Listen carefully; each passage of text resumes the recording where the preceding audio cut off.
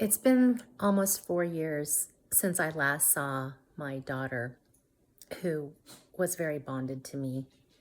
And on that last day where I saw her being savagely attacked by over 8 Santa Cruz police officers who were smashing her face into the ground, Ruben Badeo was kneeling on her neck as she was terrified and screaming that she couldn't breathe.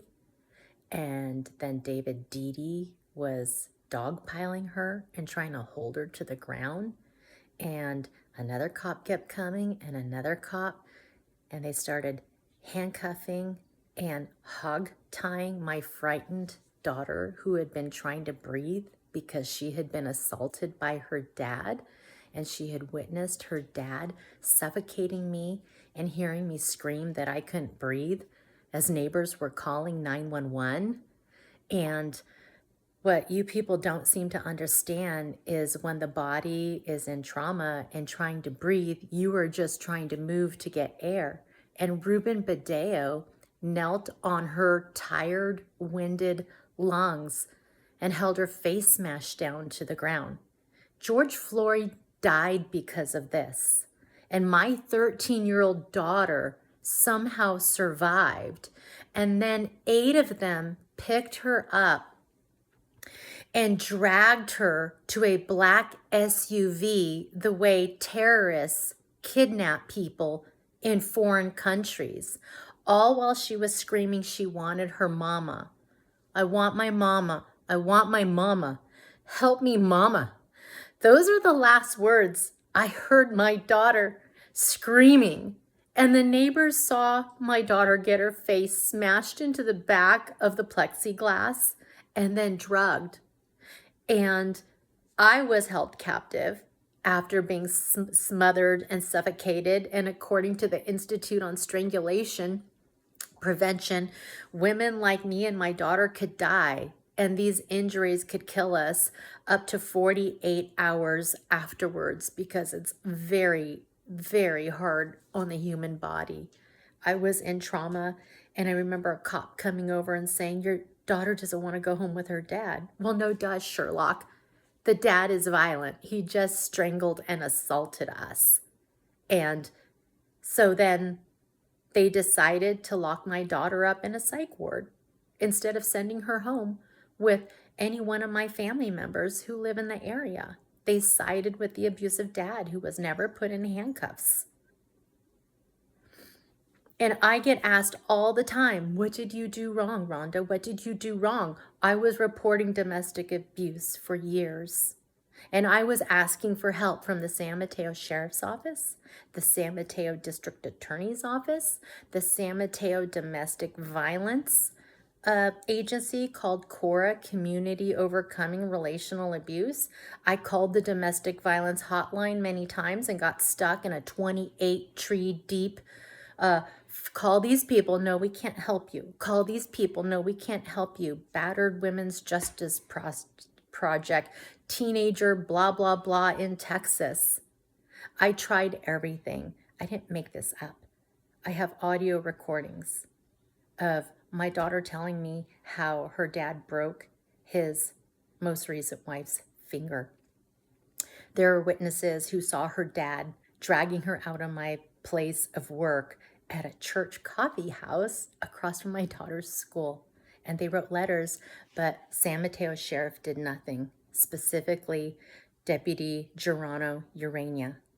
And when I went in 2020 to file a massive report with a lot of evidence, and I took a retired police chief with me, and I took legal counsel Melissa Gibbs of CORA with me, I reported this to Detective Karen Barker, who a year later sued her agency for misogyny and sexual harassment by her male colleagues. A week later, Karen Barker was removed from my case, and my case was assigned to a Detective Joe Fava, who then threatened me and told me on orders of Sergeant William Young they were going to kill my case. They weren't going to follow through with it. I did a public records request, and I now have the email from Melissa Gibb to the officers she was working with to find out what was happening. and she was very unhappy with Sergeant William Young's treatment of me and her, and he just did what, bad men do, tried to tell me I was crazy, and she had to tell him, no, she's not crazy. And none of us are qualified to even say anything like that. But somewhere along the way, she got told to ghost me, so I got ghosted by the agency. And it's Women's History Month, and this 3 supervisors in San Mateo were trying to talk about Women's History Month, but where are we today, folks? Women have no rights. Little girls have no rights. The reason why those man cops with badges and guns beat my daughter down and locked her up was to teach her a lesson that you get in your lane, little girl, you be in your place because you have no rights, and we're gonna go lock your mommy up and teach her a lesson too. So this comes back to San Mateo County District Attorney Steve Wagstaff. Why isn't he prosecuting violent men? Why did Carrie Banks recently sue San Mateo County District Attorney's Office for how badly women are being treated there who are victims of violent crimes? Why do I know other mothers who were strangled and the stranglers got off? That's attempted homicide. I've seen horrible pictures of the bruises on the necks and the bloody eyes, just like all the stuff that we learned about from the Strangulation Institute on Prevention of Strangulation. Believe children, believe women when they tell you that they're experiencing violence, and stop blaming us and stop victim shaming us. My daughter got put into a brainwashing program to trauma bond her to her abusive dad.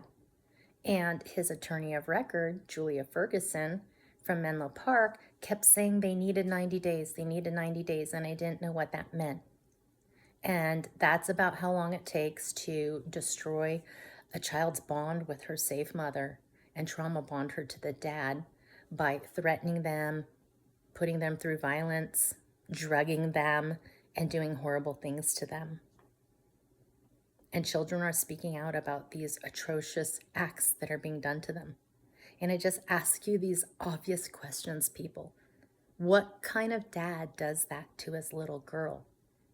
No loving dad deprives a little girl of her mom, her stay-at-home mom who she was never separated from up until their breakup, to an unavailable dad. No normal, loving dad puts his child into an abusive brainwashing program. No loving dad tries to destroy a little girl's mom. I was married before to a reasonable man. I had a reasonable, amicable divorce.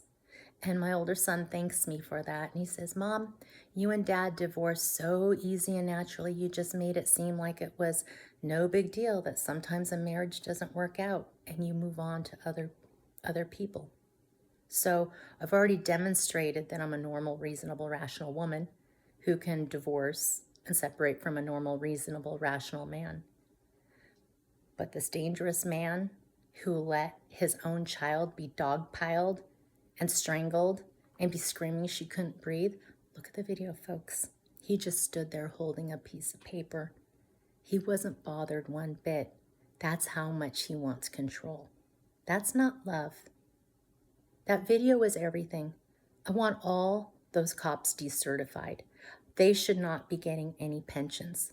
And I want every sheriff deputy who lied about me decertified and no pension. And I want every district attorney office staff member who lied about me and hid the exculpatory evidence to be decertified, to lose their job, and to not get their pension. Nothing can make up the 4 years I've lost with my daughter, 13, 14, 15, 16, now 17, when girls need their mothers to role model for them. And she's been living with a very violent man. If it were your child, what would you be doing?